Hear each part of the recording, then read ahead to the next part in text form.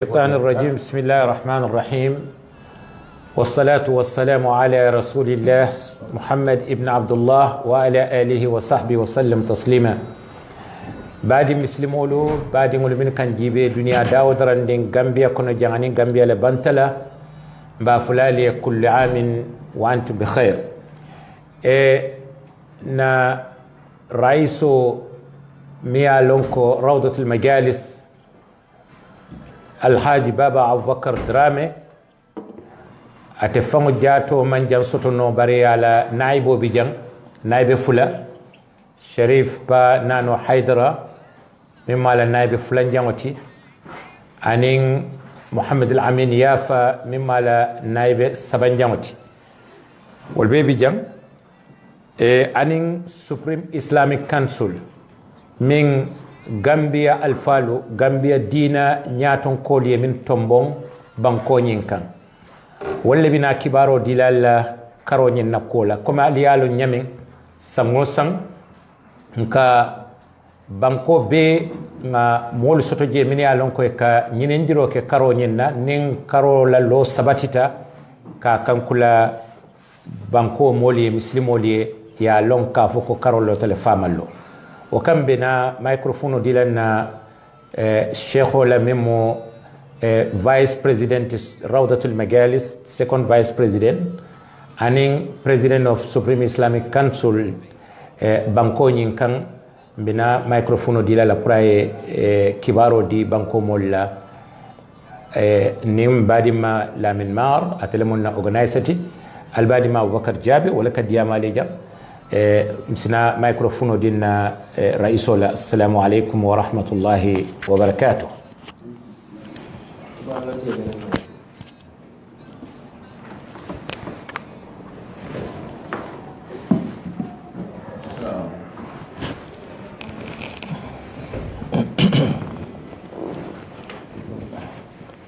بسم الله الرحمن الرحيم، وصلى اللهم وسلم وبارك على سيدنا محمد وآله وصحبه وسلم. Good evening. On behalf of the President of the legitimate Gambia Supreme Islamic Council and the President of Majmua Rawdatul Majalis, are delighted to extend gratitude to the entire Muslims of the Gambia for the trust they have placed in them, especially with regards to the sighting of the moon. We are therefore delighted to inform you that we have ascertained from our reliable aides in Lamin Koto village, Nyani and Sonkunda village Kantora, that the crescent has been sighted. We are therefore delighted to inform the general public that Ramadan starts tomorrow, inshallah, April 13, 2021. We also wish the Muslims of the Gambia on this blessed occasion good health so that they could fast Ramadan with fortitude and vigor and earn its abundant reward. Yombadingol balkonto namba fulal be ko kullu amin wa antum bi khair. Nkamin nyato sinum wala mu karoti ka sunkaro la karo ala la fondin srayato ala mbema bela ala mbema bela sunga la kaira kono ala mbema bela ay kuntu ku kaira kono fo sunga fo ala labanto ala mfutandala ala mbema be jar la natolo nyinan sunkaro ala alhamdulillah rabbil alamin abakala soma nadiyata ala karo jeta lamin koto sate kono aning nyani sonkunda kantora wali karo jale inshallah bidun sany mbawo konin nimmol ya gadron lawo kumol andu misil mol na molti andu mol na miyalan ko mol latela ila almamul wasati ila almamul ya confirm le ko tonyalo mo karo jeta jele bidun ko aketa wala nyama don bidun sany misil mol men beba nyen gambia jam min yalan ko rawda ani rawda tanol bar misil mol don baytandilal ko karolotale pour soma seke sonti alamen be mabela jarala alamen be mabela jarala kila hormoto makani madina hormoto walil hormoto salli ala muhammad.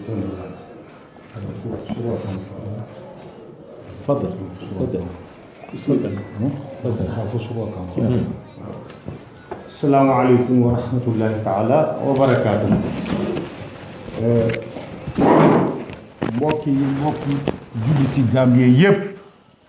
ñu ngi leen di nuyu di leen sant comme ni ko suñu président Supreme Islamic Council waxee ak tamit ni mu ko waxee ci turi suñu président Rawdatul Majalis ñun ñi nga xam ne waa majlis yi ak imaamu Gambie yépp ñoom lañ fi nekkal toogal leen fi mu ne nii fi nekk nii ñu ngi nekk suñu operations room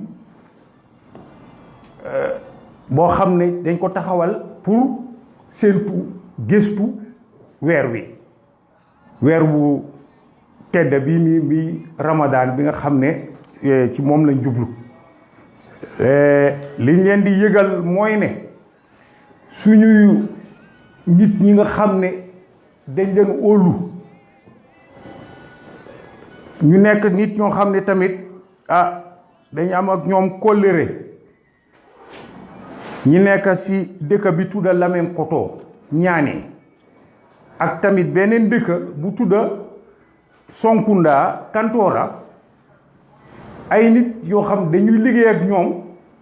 tamit óolu leen seen kilifa yu baax ñooñu téléphoné yónnee ñu ay xibaar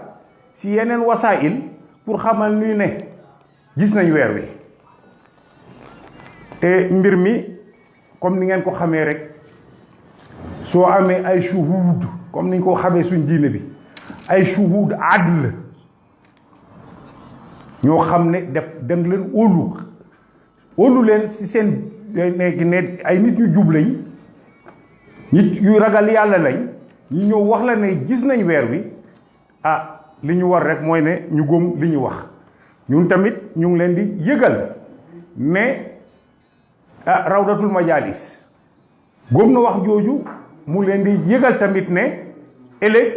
la koor gi di commencé koori weeri koor donc ngeen xamee ko noonu ñu gannaaw loolu léegi ñu ngi ñaan yàlla mu dimbale ñu mais ñu wér gu yaram boo xam ne dina tax ba ñu mun a oor weer wu sell bii nii koor boo xam ne alhamdulillahi rabbil alamin lépp liñ si ñaan dugga ci bismillahi rahmani rahim ba pare moo tali ko ci alhamdulillahi rabbil alamin ak am ci tiyaaboom yi du jeex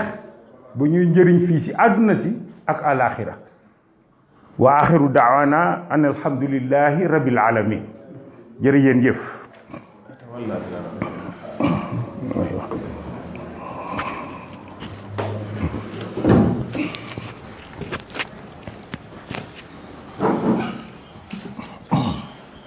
أعوذ بالله من الشيطان الرجيم بسم الله الرحمن الرحيم وصل اللهم وسلم وبارك على عبدك ورسولك محمد وعلى آله وصحبه الكرام البررة ومن والاهم بإحسان واقتدى أثرهم إلى يوم لا ينفع فيه المال ولا بنون إلا من أتى الله بقلب سليم. أيها الإخوة والأخوات المسلمون في الله في غامبيا وجوارها، باسم قيادتي مجموعة روضة المجالس والمجلس الأعلى للشؤون الإسلامية في غامبيا، فضيلتي الشيخ بابا أبو بكر درامي وفضيلة الشيخ الشريف محمد سنوسي نانو حيدرة ومن معهما في مكتبهما التنفيذي، نتشرف جدا أن نعلن على كافة الأمة الإسلامية الغامبية بأن بمن الله وكرمه وجوده ثبتت رؤية هلال شهر رمضان المبارك لعام 1442 الهجري، وعليه نفيدكم علما بأن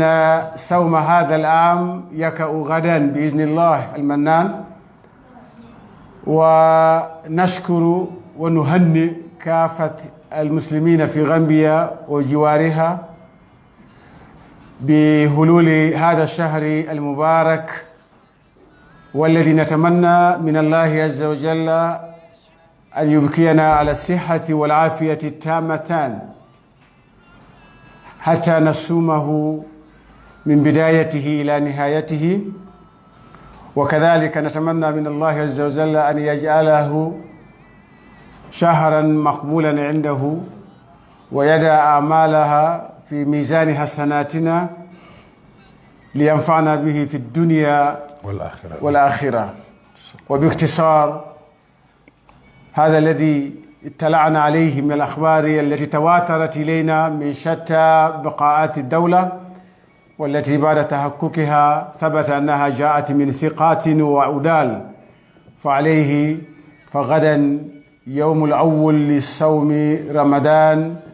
في غامبيا وجوارها بإذن الله عز وجل. وإلى هنا أكتفي معكم، والسلام عليكم ورحمة الله وبركاته. بارك الله فيكم.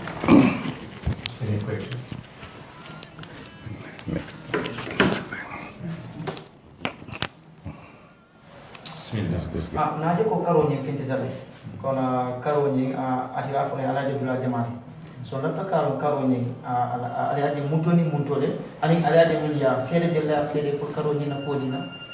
abaraka bake todima mata karo deta kantora sunkunda karo deta kantora sunkunda ka fumi bamoro keta atele announcement o nyinke adum molem mi alon ko rawda dingolem lamania molem ala muslimiya sahata aytandi ko mo sabaye karoñe je kantora sonkunda wo fotanye junale bari man lo je kan juna pour ka bankol karadol fanan na moy nyin kamman si kibar dol fanan soton ni atara kibar dol bije bari wol dam ma fangola declaration o nyi wodam ma e wasale ila jero e wasale bari alhamdulillah rabbil alamin lamen koto fanan almame ani mo saba donc sa fu mo nani min ya lonkol fanaya ay tandina ko e karoje lamen koto ni wala mo sabado nyen kabe kala mo warawla yo do muslime kendo minna muslime yabe sahari hanni mo kilene mo atilinta sin sundinole asin mendinole yo surtout ninga mo warawla soto banko kam min yalon ko muslimol le moyti wayatuna rawda anin kansulo ya itande ko gambe dingol si sunnole anin na tundoñin kam bankol min yalon ko ye rawda long ila ta rawda la inshallah ngalon ko banko gambe dam mati sunna na diatale namna question do fanam mbulu ñinang namul question do basiala bakir rajul majalis ko minatine ñinang enen do fanam yef kon ko Cyprus Islamic Council adal fanam be ko modi kan Cyprus Islamic Council ñinang alni be sunta ñolale na question do basiala so mina ko ni mo ñin karo ka bi ñina minatina al sunta ñola yalon bankol la sungo ñola o be altala fangola kero le bulu ala subhanahu wa ta'ala ning ay karola jewo ñin sabatindi dinkiralu to wo dinkiral ñin la jero nata ke kilingoti mom ka ke problème oti bari malum fo duniya bele be sunna sama yo bari tel salon no ka fo kon tel la kari jewdel sama tel be sunna le bari na banko kanje nga karoji yo eka dolu mino fo ngalo ne gambia jang watini tambita forcé wala ta gambian kol kanne hanni man karoje ko yesu walla yesali ayatra dum gambian kol nyantala kela karoñi ni ñin tundo mol ñantala kela karoñi ni komi banku kotengol ni tundi kotengol kela karoñi ni ñeme nin na karije o benta alhamdulillah rabbil alamin ni man ben ibajala wo tundu la jero ñantaka bula wole non dino yen karande ñin na dum be laring atemmale la wala fanan sabatita inshallah wala ñiñata wonaji ko watu do fanan Supreme Islamic Council ko ko kuma Supreme Islamic fo le press election o kele atel ko atel dato election o nyinto because amanta ni silola école ma invite namra kuma ko ni fintel kan so atel fana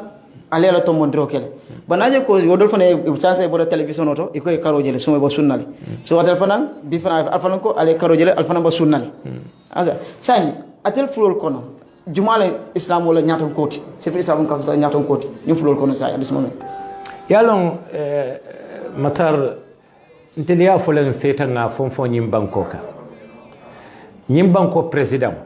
majority le yake president oti fo minority le yake president oti ngamira carte wala fayta majority ye president ya dial ntelia claim le ko nga carte way fay banko kan country wide election o muslim mawlu min be nyim banko kan et la representative wala ngala ko sate o sate almami ratibo min bije wala muslim mawlu represent wo sate o nko woli yedden ye carte fay ye motombo ñil man so wala woto ni ite ko jumale fomu legitimote ngamira kumo fon ya fam fasarle kumo ya fam fasarle birintel yaitande ka foko banko almami ratibo le carte o fay iman hanye ka fintinam publicly banko almamo le carte o fay woto yaitande ka foko legitimity bentel lebo womo kilenti fulanjaw ñi sunkar min tambita sunkar salo min tambita yaajale differeno min keta yaajale differeno min keta sunkar salo min tambita sibitilungo suba ya announce janne ko karolota e ko karolota banku fula Niger ani Ivory Coast imurte sate wala kam mimo kawlatti bari Senegal sun teleba Saudi Arabia sun teleba woto waya tandila ko tundol la jero ya fam bakele wol sonte la banko la jerol la imaje ko Gambia la majority salta dimasilungole instead of sibitilungo abeten banko la majority bola nyama yo ning minority kawdia ku ya faye majority mara so kamunta rom majority la maybe ala fankantaya ala sembentaya wala ba tunna obekela bari mamira wasikelo Sanya kuma last question lafta kalong atel ñin flor falsi ta tabulo kanal kachata pour ni Supreme Islamic ko ni Supreme Islamic Council ko ni ali abe ke miran kilembang fal man si pour ka kacha ko ni nga ñinin council koto bulu nga ñinin Gambia la ada nyaton ko lu bulu wala mo man sakundati mimbe Minister of Religious Affairs aning advisor solo to the president nga ñini bulle pour niye singa kacha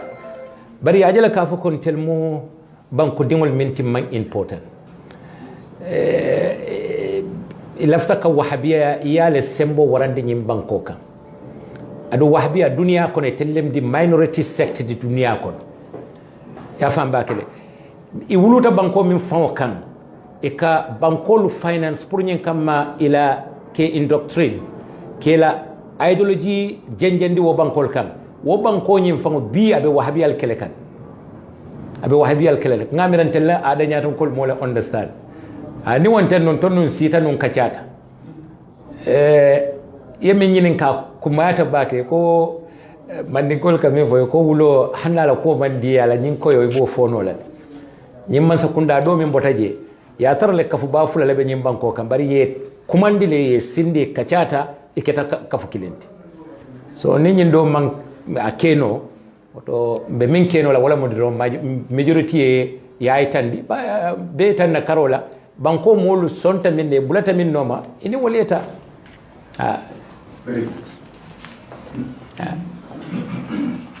okay konta ala baraka bantra ko sono data jam yo mbal tentula mbal jeyla be Gambia kolu konton na min be banko nyin kanjang anin Gambia e bantala katu ngalon ko albenyi minta kanten Gambia la bantala fanambe ajelale yombe tentula be jeyla mbay tandile la natara ila sungonin na sungo benta oton ba fule Ramadan Karim alama alayen na sungolu be muta ni ibota nyokoto be ala dani la subhanahu wa ta'ala fo ala simbe dundi sungo kono khayra kono ay bonda kono khayra kono ay na sungolu